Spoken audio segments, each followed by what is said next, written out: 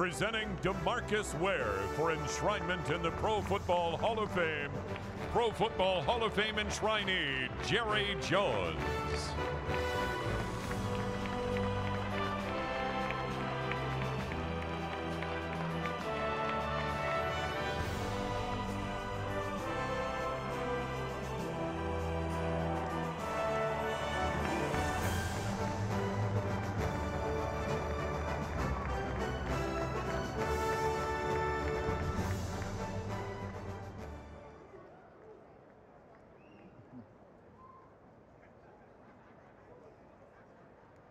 From the moment I was born, God put me on a path to this jacket, on a path to Canton. People say that you are a product of your environment, but that doesn't have to be true. I used mine to put me here, just like all the other guys behind me. No matter what our circumstances, we made a choice and worked to be great. I was blinded by my environment as a child. Domestic violence, drugs, gangs, but my surroundings taught me how to be relentless, limitless, and resilient. The reality is you're a product of your own thinking, your own mind, and you must learn how to persevere. I learned how to dream big by watching you, Ma. Somehow, you always managed to tuck me in at 2 a.m. in the morning after working 3 jobs, shielding me from worrying. While I knew I wasn't going to see you before I went to school in the morning. I knew I would see you every single day, working in the school cafeteria, in elementary school, middle school, and even high school. We'd always exchange that big smile that Grandma gave us. You showed me how to serve and smile through anything. When you don't have any other choice, you just have to do it. You didn't miss a day, and Sis and I didn't miss a meal. What we ate at school, you brought home for dinner. Sis, remember those pizzas? Those box pizzas, those cinnamon rolls? And man, then we loved those curly fries. They were so good. You know, when your village is always there for you, you never feel lacking. I saw my mom during the day, and I saw my auntie after school because she drove the bus. Let me tell y'all something. Them Wares were everywhere. Every day she dropped me off at the community center to see my granddad. I couldn't wait. Those cool bumper pool tables, ping pong, air hockey, and that one door to the left where I could hear my granddad buffing the floors. Or hear those big janitor keys clanking. When I heard them, I knew that I was safe. Granddad, you are the epitome of hard work. You are the family patriarch. You bring us all together, and when you speak, we listen.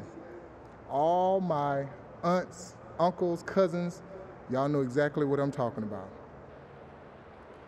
So I'm happy to have my family here today.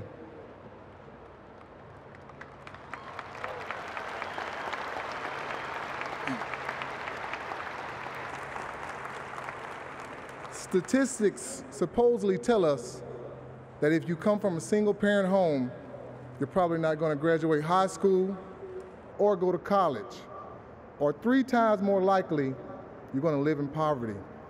And if you live in a black community, that's even tougher. But not my community.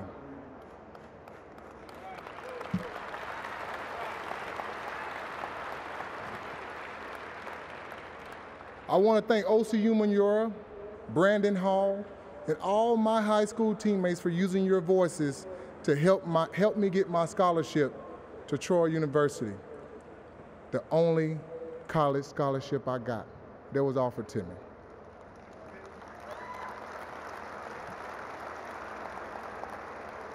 Fellas, I really thank y'all for bringing me into the fold. But often, there's something in our lives that pushes us to make a real change.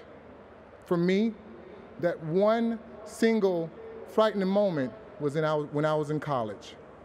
I was attending a parking lot party when I was visiting home. My uncle was in his car and without warning, was knocked across the head with a gun.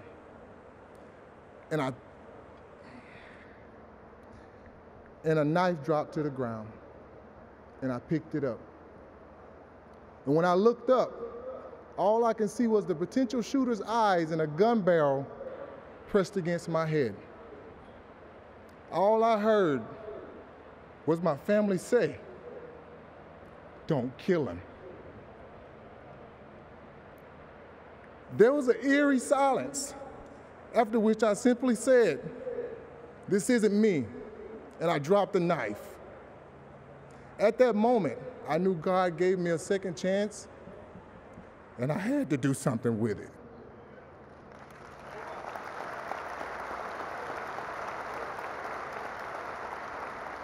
That was my turning point. The memory of those parking lot lights and the sounds of those screams, "Don't kill him," became the fire that empowered me.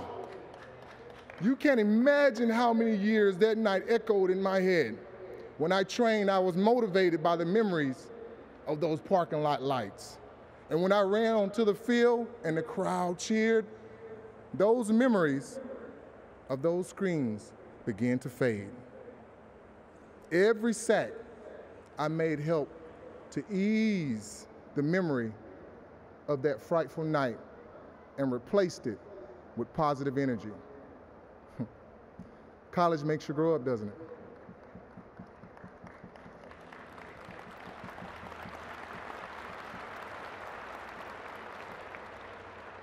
I'm proud to be a Troy Trojan. I had an amazing college family in Chancellor Jack Hawkins, Larry Blakeney, Miss Judy, Richard Shaughnessy, my Troy teammates, and many others. I learned the value of building relationships. Chris Cole, remember those crazy summer jobs? Picking those eggs for 25 cents in a chicken coop? Cutting grass 4 foot tall with a push lawnmower? Or better yet, leaving a Troy football game early to hightail it home to sell Cokes at an Auburn game. Driving down those dark country roads with no gas station or a place to stop. I'd call you, Chris, to let you know that I made it home safe. Proud to tell you today, I made it, and thank you.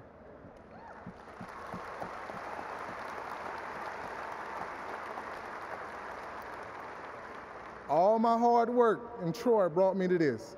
Jerry Jones and the Dallas Cowboys organization calling me on my Nokia flip phone. Jerry, where you at? I want to thank you for taking a chance on me. You gave me the opportunity to play in two of the greatest stadiums with the most amplified crowds that helped silence the pain of my past. Those places became my new church every Sunday. I told the Lord, if you give me 6 days to prepare, I'm gonna let you take over on the 7th to let people know that you are a bad mama jamma and can do all things.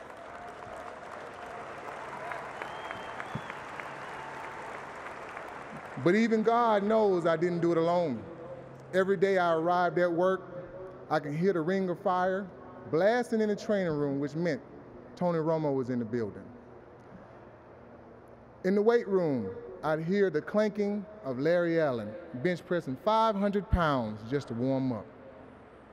On the field, lining up against Jason Witten, I was reminded just how important it was to be consistent every day, every play. And when I had to turn up, all I had to do was look at my boy Brady James, because he truly had the eye of the tiger. Players go through a lot together. We watch each other grow as men, husbands, and fathers. We build bonds that last forever. Football made us tough enough to get through anything that most people can't even fathom, especially loss. God can turn any situation around for his good and his glory. It's not about us. Boyd, Hatch, Spence, I thank God for the way football bonded us. May he always be our glue.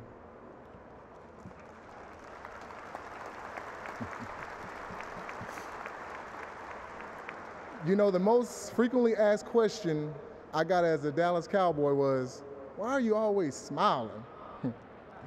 I smile because you guys were the highlight of my day, and you helped me get through life outside of football. I was a sponge that absorbed everything, and I smiled. And now I look out, and I see you guys smiling. What a wonderful feeling. You chose me to be your captain, and I'm forever humbled by it. But even the captain lights can get dim. Sometimes it just needs to shine somewhere else, and that was Denver, Colorado.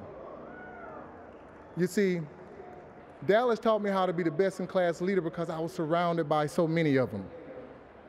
So when I went to Denver, I had a huge opportunity to once again let that light shine, that light and leadership shine. It started with a call from John Elway, the Bolin family, and Peyton Manning. I remember that call. You said, let's go win this thing. And we did it, brother. Whether it was Miller time with Vaughn, or if I had to call on the no-fly zone, that Orange Crush spirit helped bring home Super Bowl 50.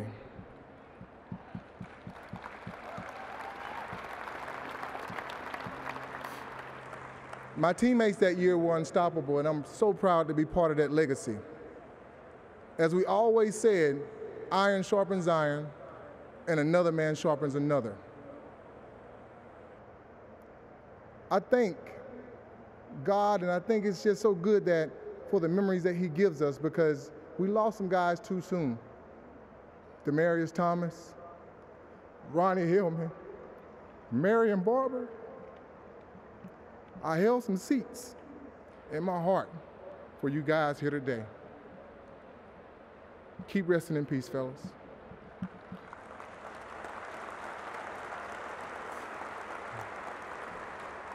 Time won't allow me to thank everybody, but if you're here today or watching on television, I thank you.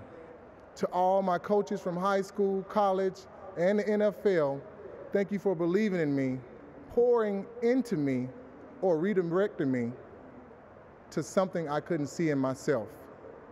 I thank the Hall of Fame and all the branches that flow from them. This week doesn't happen without long meetings, teamwork, sleepless nights, and sacrifice. Thank you for my new platform and welcoming my family and I into our forever home in Canton.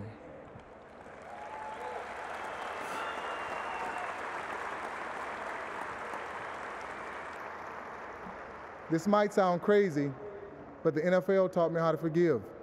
First, I forgave myself, and then I forgave my dad.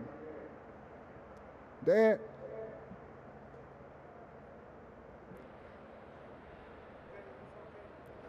all the times I didn't understand why you weren't there, it doesn't matter.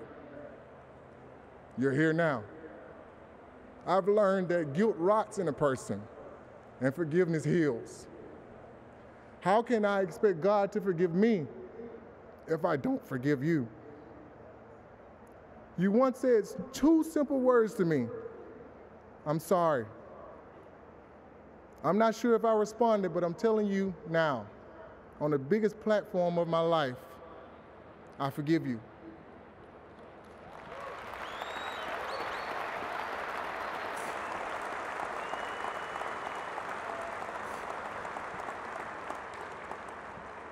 God put two guardians on this earth to help me.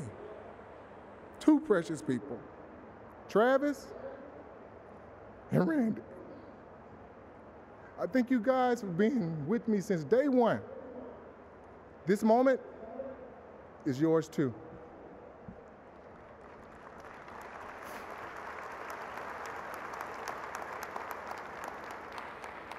My heart is now anchored in my family, my wife Angela, and my kids Marley, Demarcus Jr., and MJ. I love you.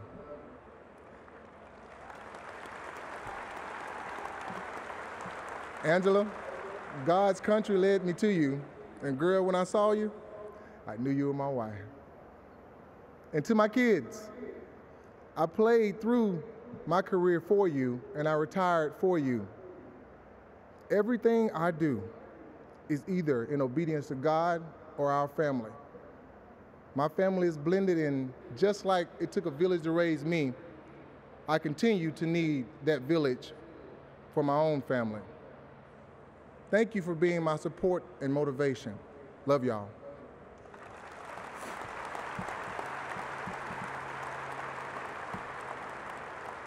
The light that shines on my village reflects all the people who have watched over me. My story is one of gratitude, forgiveness, brotherhood, and humility. It could have ended a different way, but I made a choice to work hard and accept God's will. An enshrinement, by definition, is to cherish the sacred. I cherish every trial and tribulation that has gotten me here. I am His sacred work. This is and has been God's work through me. May He always do sacred work through me, but also through you. Thank you, and God bless. The sweetheart, unless, of course, he's coming for you on a football field. Demarcus Ware.